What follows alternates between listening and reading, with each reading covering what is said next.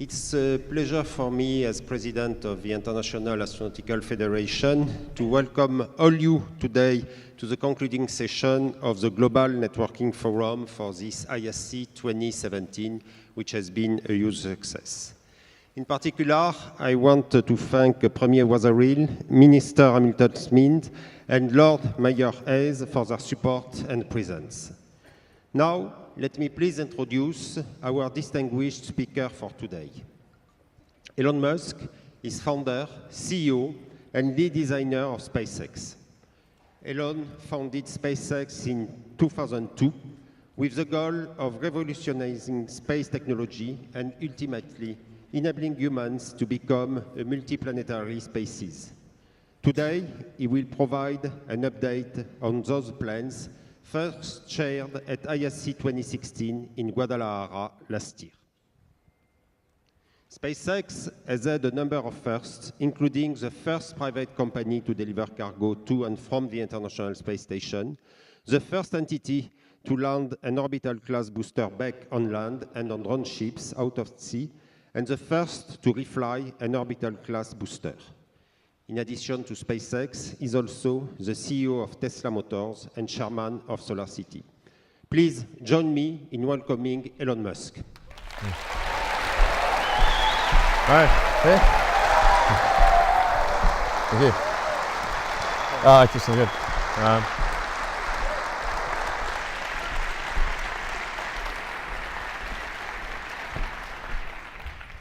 right. So, welcome everyone. And I'm going to talk more about what it takes to become a multi-planet species.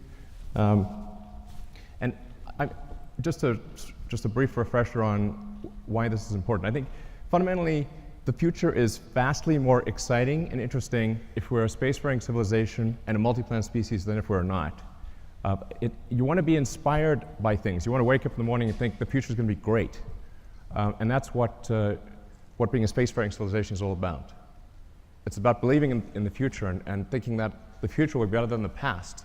And I can't think of anything more exciting than going out there and being among the stars. That's why. So let me go into more detail on becoming multi-planet species. This is the updated design for we're sort of searching for the right name, but the code name at least is BFR.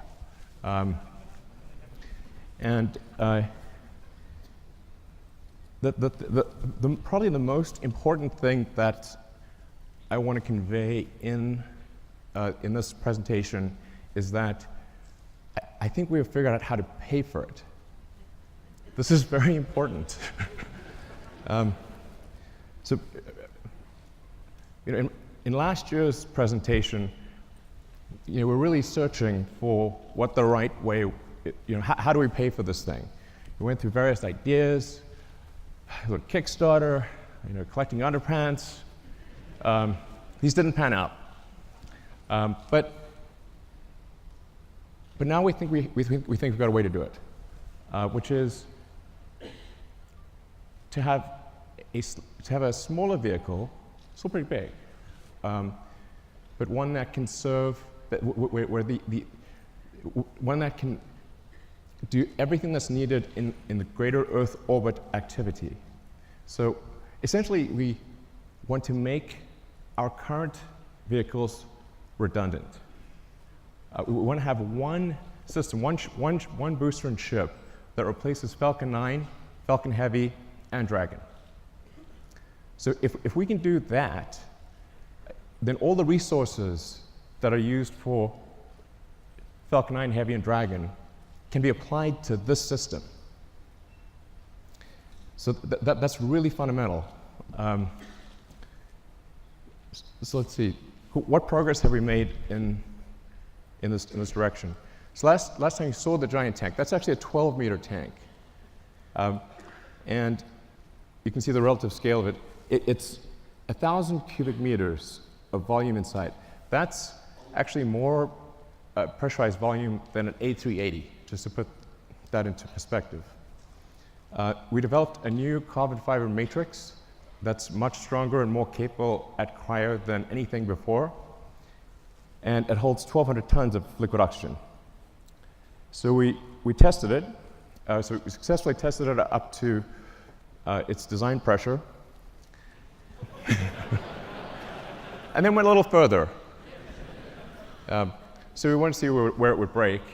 And we found out where it would break. It shot about 300 feet into the air and landed in the ocean.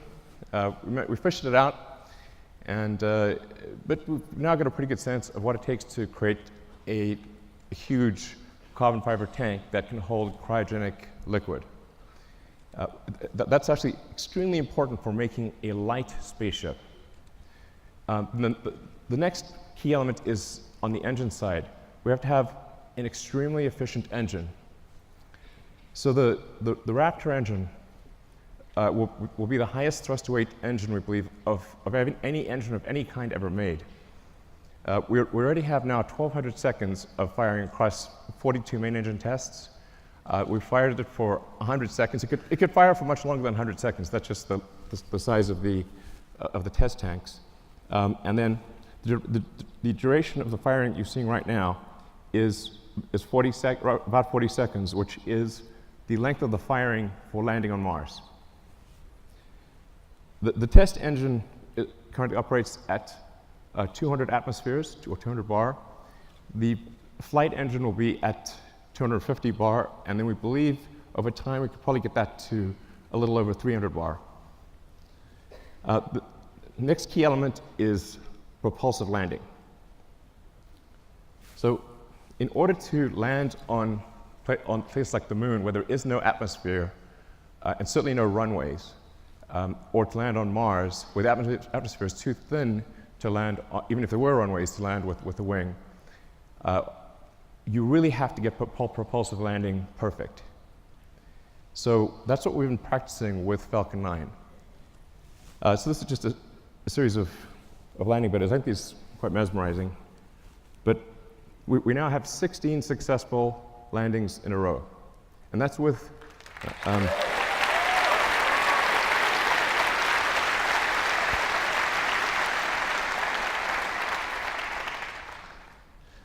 so it's 16 in a row, and that's with really without any redundancy.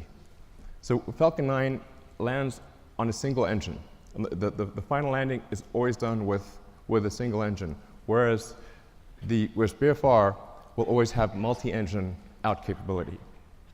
So if you can get to a very high reliability with even a single engine, and then you can land and then you can land with either of two engines, I think we can get to a landing reliability that is on par with the safest commercial airliners. So you can essentially count on the landing. It's not like you want minimum pucker factor on the landing. So, and it can land with also very high precision. In fact, we believe the precision at this point is good enough for propulsive landing that we do not need legs for the next version. It will literally land with so much precision, it will land back on its launch mounts. So the launch rate is also is increasing exponentially. Particularly when you take tanking or refilling on orbit into account, and taking the idea of establishing a self-sustaining base on Mars or the moon or elsewhere seriously, you need ultimately thousands of ships and tens of thousands of retanking or refilling operations, which means you need many launches per day. You really need to be looking, in terms of how many landings are occurring, you need to be looking at your watch, not your calendar. So while this is quite a high launch rate that we're talking about here, by conventional standards, it's still a very small launch rate compared to what will ultimately be needed. But just for those who are unfamiliar with how many orbital launches occur every year, it's approximately 60 orbital launches occur per year, which means if SpaceX does do something like 30 launches next year, it'll be approximately half of all orbital launches that occur on Earth. The next thing is a key technology is automated rendezvous and docking. So in order to retank or refill the spaceship in orbit, you have to be able to rendezvous and dock with the spaceship with very high precision and transfer propellant. So that's one of the things that we've perfected with Dragon. Dragon 1 will do an automated rendezvous and docking without any pilot control to the space station. Dragon 1 currently uses the Canadarm for the final placement onto the space station. Dragon 2, which launches next year, will not need to use the Canadarm. So Dragon 2 will directly dock with the space station. And it can do so with zero human intervention. You just press go, and it will dock. Dragon has also allowed us to perfect heat shield technology. So when you enter at high velocity, you'll melt almost anything. The reason meteors don't reach Earth is they melt or disintegrate before they reach the ground, unless they're very big. So you have to have a sophisticated heat shield technology that can withstand unbelievably high temperatures. And that's what we've been perfecting with Dragon, and also a key part of any planet colonizing system. Next slide. So Falcon 1, this is where we started out. You know, a lot of people really only heard of SpaceX relatively recently. So they may think, say, Falcon 9 and Dragon just instantly appeared, and that's how it always was. But it wasn't. We started off with just a few people who really didn't know how to make rockets. And the reason I ended up being the chief engineer or chief designer was not because I wanted to, it's because I couldn't hire anyone. Nobody good would join. So ended up being that by default. And I messed up the first three launches. The first three launches failed. Unfortunately, the fourth launch, which was that was the last money that we had for Falcon 1, the fourth launch worked, or that would have been it for SpaceX. But fate liked us that day. So the fourth launch worked. And it's interesting, today is the 9th anniversary of that launch. So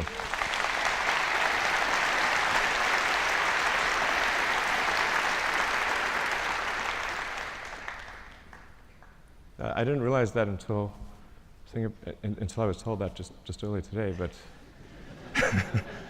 it's a very emotional day, actually. But Falcon 1 was quite a small rocket. When we're doing Falcon 1, we're really trying to figure out what is the smallest useful payload that we could get to orbit. I thought, okay, something around half a ton to orbit would be able to launch, that can launch a decent-sized small satellite to low Earth orbit, and that's why we sized Falcon 1. But it's really quite small compared to Falcon 9. So Falcon 9, particularly when you factor in payload, Falcon 9 is many times more, it's sort of on the order of 30 times more payload than Falcon 1. And Falcon 9 has reuse of the primary booster, which is the most expensive part of the rocket, and hopefully soon reuse of the fairing, the big nose cone at the front. So we think we can probably get to something like somewhere between 70 and 80% reusability with the Falcon 9 system. And hopefully towards the end of this year, we'll be launching Falcon Heavy, Falcon Heavy ended up being a much more complex program than we thought. It sounds easy. Let's show Falcon Heavy, actually. It sounds like it should be easy because it's 2 first stages of Falcon 9 strapped on as boosters. It's actually not. We had to redesign almost everything except the upper stage. in order to take the increased loads. So Falcon Heavy ended up being much more a new vehicle than we realized.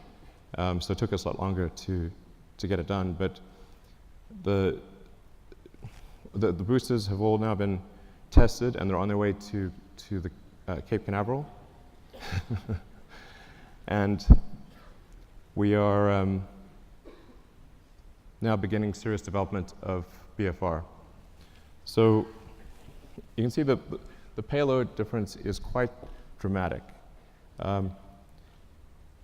BFR in fully reusable configuration, without any orbital refueling, we expect to have a payload capability of 150 tons to low Earth orbit. So, and that compares to about 30 for Falcon Heavy, which is partially reusable. Where this really makes a tremendous difference is in the cost, which I'll come to in some of the later slides. So let's go to the next slide.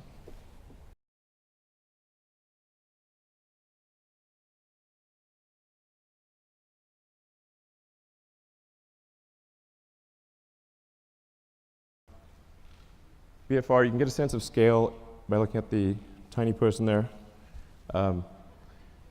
It's really quite a big vehicle. Main body diameter is about 9 meters or 30 feet. And it consists of the booster is lifted by 31 Raptor engines that produce a thrust of about 5,400 tons, lifting a 4,400 ton vehicle straight up.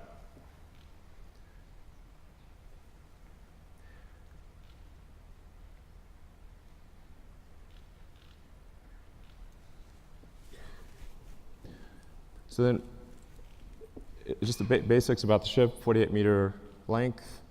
Dry mass we're expecting to be about 85 tons. Technically, our design says 75 tons, but inevitably there's mass growth. And that ship will contain 1,100 tons of propellant with a design of an ascent design of 150 tons and a return mass of 50. So you can think of this as essentially combining the upper stage of the rocket with Dragon. It's like if Falcon 9 upper stage and Dragon were combined. So as I'll go into each of these items in detail, but you've got obviously the engine section in the rear, the propellant tanks in the middle, and then a large payload bay in the front. And that payload bay is actually 8 stories tall. In fact, you can fit a whole stack of Falcon 1 rockets in the payload bay. Compared to the design I showed last time, you'll see that there is a small delta wing at the back of the rocket. The reason for that is in order to expand the mission envelope of the BFR spaceship. Depending on whether you're landing or you're entering a planet or a moon that has no atmosphere, a thin atmosphere, or a dense atmosphere, and depending on whether you're re-entering with no payload in the front, a small payload, or a heavy payload, you have to balance the rocket out as it's coming in. And so the delta wing at the back, which also includes a split flap for pitch and roll control, allows us to control the pitch angle despite having a wide range of payloads in the nose and a wide range of atmospheric densities. So we tried to avoid having the delta wing, but it was necessary in order to generalize the capability of the spaceship such that it could land anywhere in the solar system. So let's look at a couple of things in detail.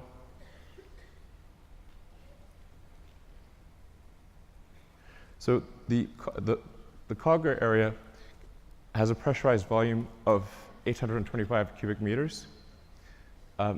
This also is greater than the pressurized area of an A380. So really is capable of carrying a tremendous amount of payload. In a Mars transit configuration, since you'd be taking 3 months in a really good scenario, but maybe as much as 6 months, some number of months, single-digit months, you probably want a cabin, not just a seat. So the Mars transit configuration consists of 40 cabins, and it sort of depends on, you could conceivably have 5 or 6 people per cabin if you really wanted to crowd people in. But I think mostly we would expect to see 2 to 3 people per cabin. And so normally about 100 people per flight to Mars. And then there's a central storage area, galley, and a solar storm shelter, entertainment area, and I think probably a good situation for at least BFR version 1. Then going to the main body of the vehicle, the center body area.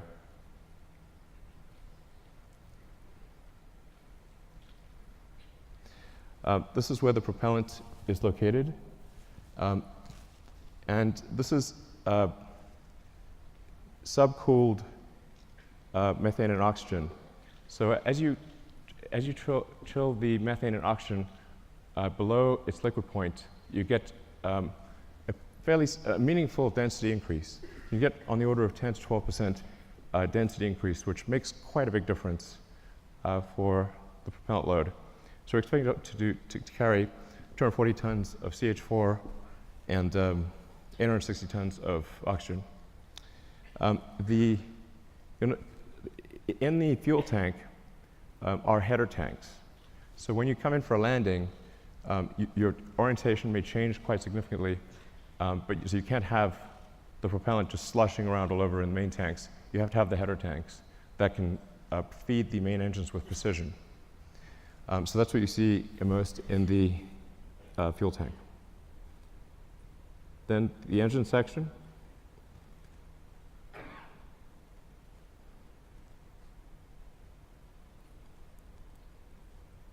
So the ship engine section consists of 4 vacuum Raptor engines and 2 sea-level engines.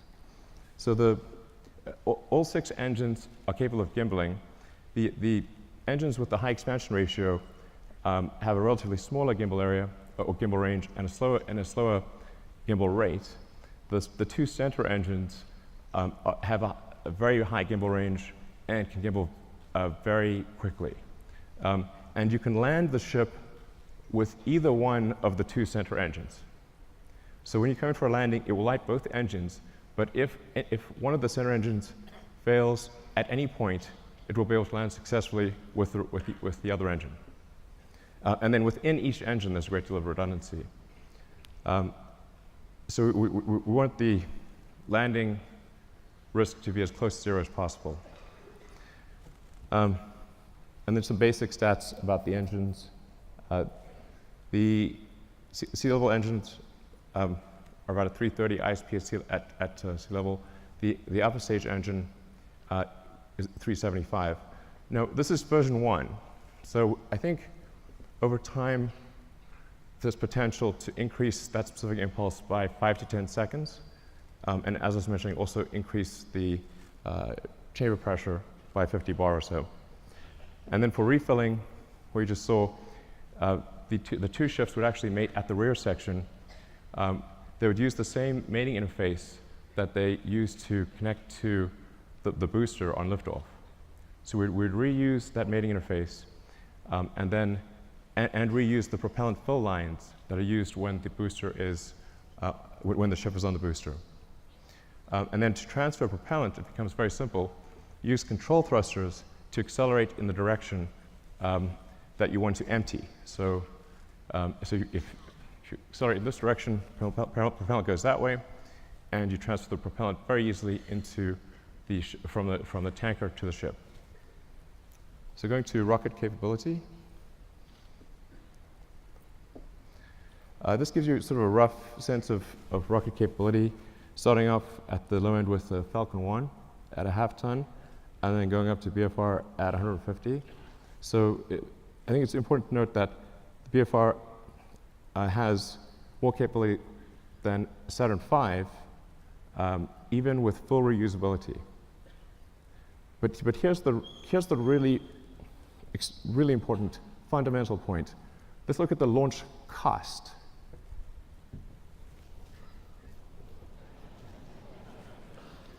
The order reverses.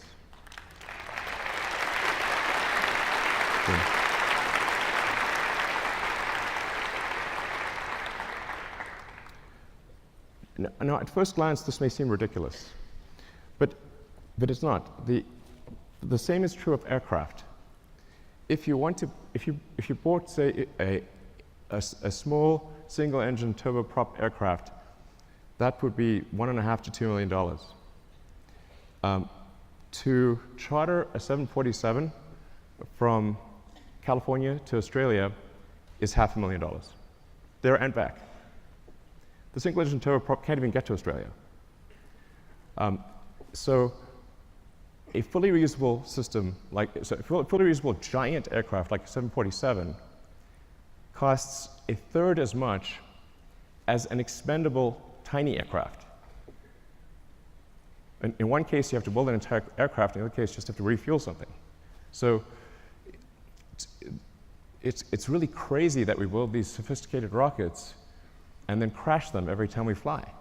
This is mad.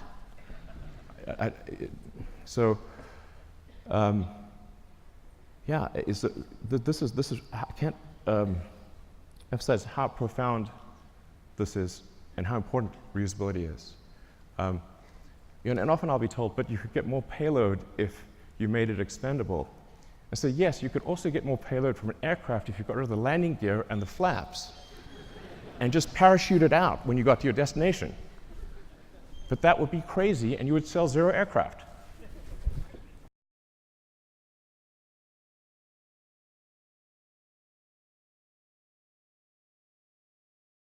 Refilling. This is also extremely important. So if you just fly BFR to orbit and don't do any refilling, it's pretty good. You'll get 150 tons to low Earth orbit and have no fuel to go anywhere else. However, if you send up tankers and refill in orbit, you can refill the tanks all the way to the top and get 150 tons all the way to Mars. And if the tanker has high reuse capability, then you're just paying for the cost of propellant.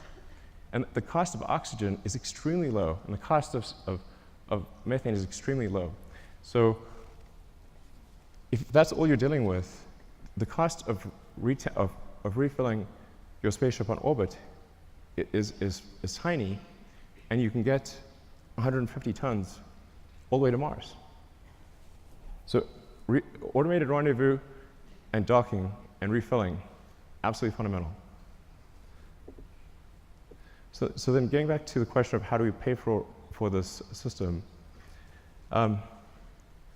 this is really, as I said, quite a profound, I wouldn't call it a breakthrough, but realization that if we can build a system that cannibalizes our own products, makes our own products redundant, then all of the resources, which are quite enormous, that are used for Falcon 9 Heavy and Dragon, can be applied to one system. Some of our customers are conservative, and they want to see BFR fly several times before they're comfortable launching on it. So what we plan to do is to build ahead and have a stock of Falcon 9 and Dragon vehicles, so that customers can be comfortable. If they want to use the old rocket, the old spacecraft, they can do that, because we'll have a bunch in stock. But all of our resources will then turn towards building BFR. And we believe that we can do this with the revenue that we receive for launching satellites and for servicing the space station. So going to the satellites portion, the size of this being a 9-meter diameter vehicle is a huge enabler for new satellites. We can actually send something that that is almost 9 meters in diameter to orbit. So for example, if you want to do a new Hubble, you could send a mirror that has 10 times the surface area of the current Hubble as a single unit. It doesn't have to unfold or anything. And or you can send a large number of small satellites. You can do whatever you like. You can actually also go around and, if you wanted to collect old satellites or clean up space debris, you can just use the sort of tromper over there and go around and collect satellites or collect space debris if you want. So that may be something we have to do in the future. But that fairing would open up and retract and come back down. So it enables launching of Earth satellites that are significantly larger than anything we've done before, or significantly more satellites at a time than anything that's been done before. It's also intended to be able to service the space station.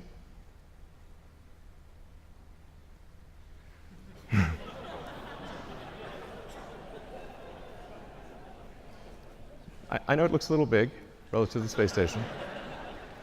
But the shuttle also looked big. So it'll work. Looks a little outsized, but it'll work. So it'll be capable of doing what Dragon does today in terms of transporting cargo, and what Dragon 2 will do in terms of transporting crew and cargo. So it can do the space station servicing. It can also go obviously much further than that, like, for example, the moon. Based on the calculations we've done, we can actually do lunar surface missions with no propellant production on the surface of the moon. So if we do a high elliptic parking orbit for the ship and retank in a high elliptic orbit, we can go all the way to the moon and back with no local propellant production on the moon. So I think that would enable the creation of moon base alpha, or some sort of lunar base.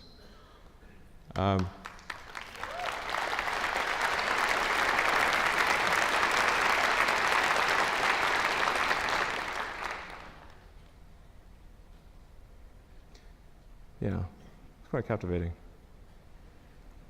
So you can also see, for example, how do you transfer cargo from the cargo bay down to the ground is a crane. It's not very complicated.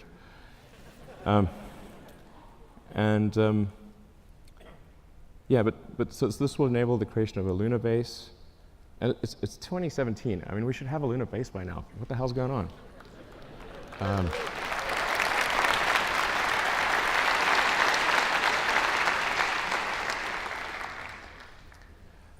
And then, of course, Mars, becoming a multi-planet species. Beats the hell out of being a single-planet species. So, yeah, so we'd start off by sending a mission to Mars, where it would be obviously just landing on rocky ground or dusty ground. And it's the same approach that I mentioned before, which is you send the spaceship up to orbit, you retank it or refill it until it has full tanks, and it travels to Mars, lands on Mars. For Mars, you will need local propellant production. But Mars has a CO2 atmosphere and plenty of water ice. That gives you CO2 and H2O, so you can make, therefore, CH4 and O2 using the Sabatier process, or some, probably Sabatier process. And I should mention that long term, this can also be done on Earth. So sometimes I get some sort of criticism for why are you using combustion in rockets and you have electric cars? I'm like, well, there isn't some way to make an electric rocket. I wish there was.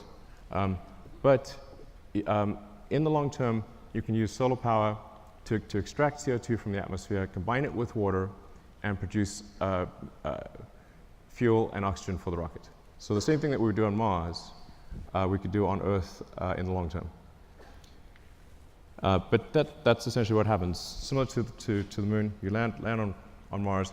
the tricky thing with Mars is we do need to build a propellant depot to refill the tanks and return to Earth. But because Mars has lower gravity than Earth, you do not need a booster. So you can go all the way from the surface of Mars to the surface of Earth just using the ship.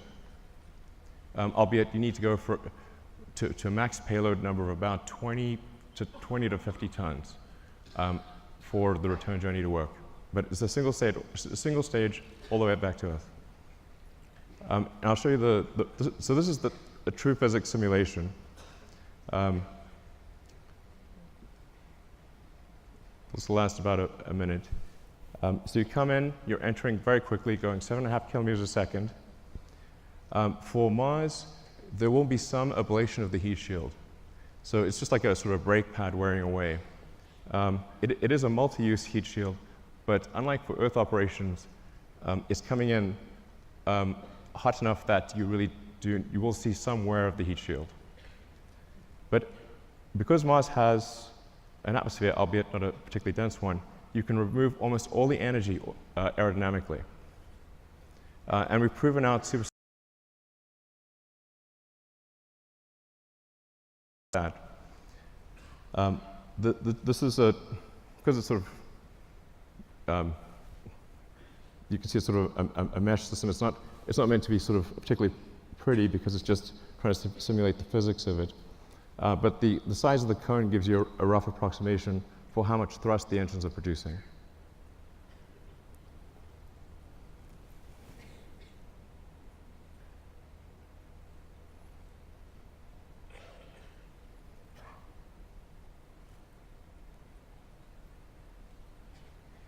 That's not a typo. Although it is aspirational. So we've already started building the system. The tooling for the main tanks has been ordered. The facility is being built. We will start construction of the first ship around the second quarter of next year, so in about 6 to 9 months, we should start building the first ship. I feel fairly confident that we can complete the ship and be ready for a launch in about 5 years. 5 years seems like a long time to me. Yeah.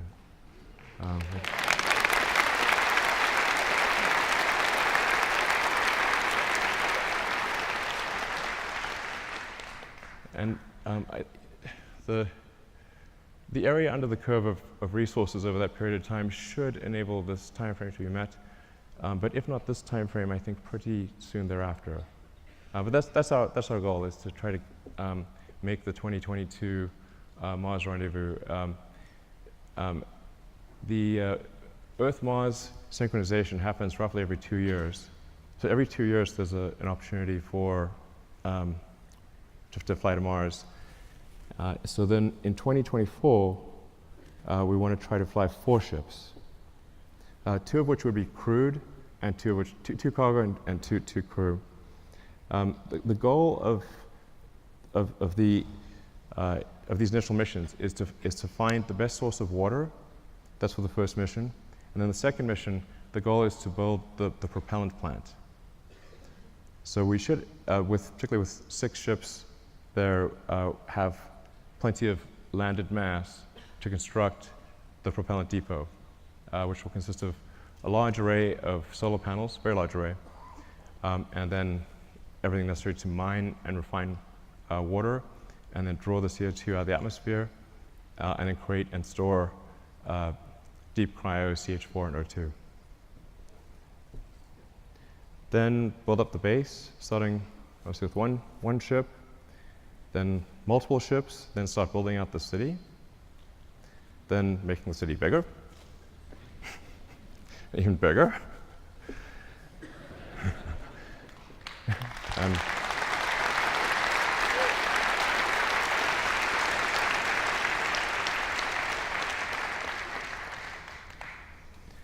And over time, terraforming Mars and making it really a nice place to be. You can do it, Elon!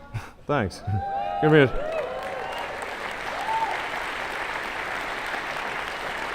But I think that's quite a beautiful picture. And on the prior slide, it's interesting to note that on Mars, dawn and dusk are blue, and it's the sky. So the sky is blue in dawn and dusk, and red during the day. It's the opposite of Earth. And but there's something else. If you build a ship that's capable of going to Mars, what if you take that same ship and go from one place to another on Earth? So we looked at that, and the results are quite interesting. Let's take a look at that.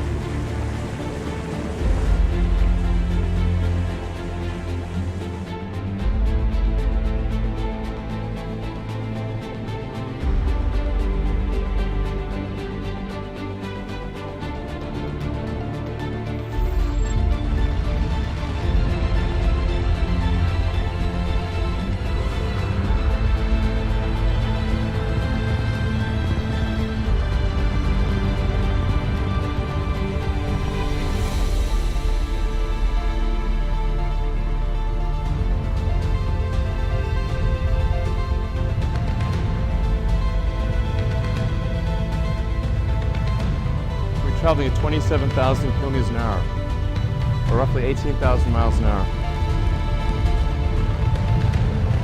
This is where the propulsive landing becomes very important to get it right.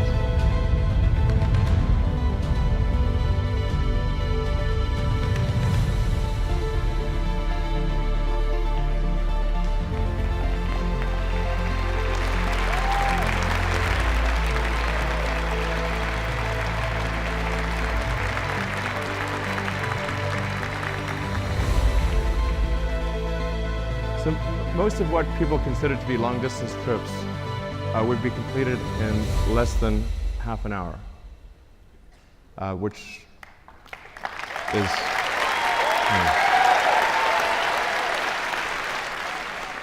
So the great thing about going to space is there's no friction. So once you're out of the atmosphere, you will go, it will be smooth as silk, no turbulence, nothing. There's no weather, there's no atmosphere. And you can get to most long-distance places, like I said, in less than half an hour. And if we're building this thing to go to the Moon and Mars, then why not go to other places on Earth as well? All right, thank you.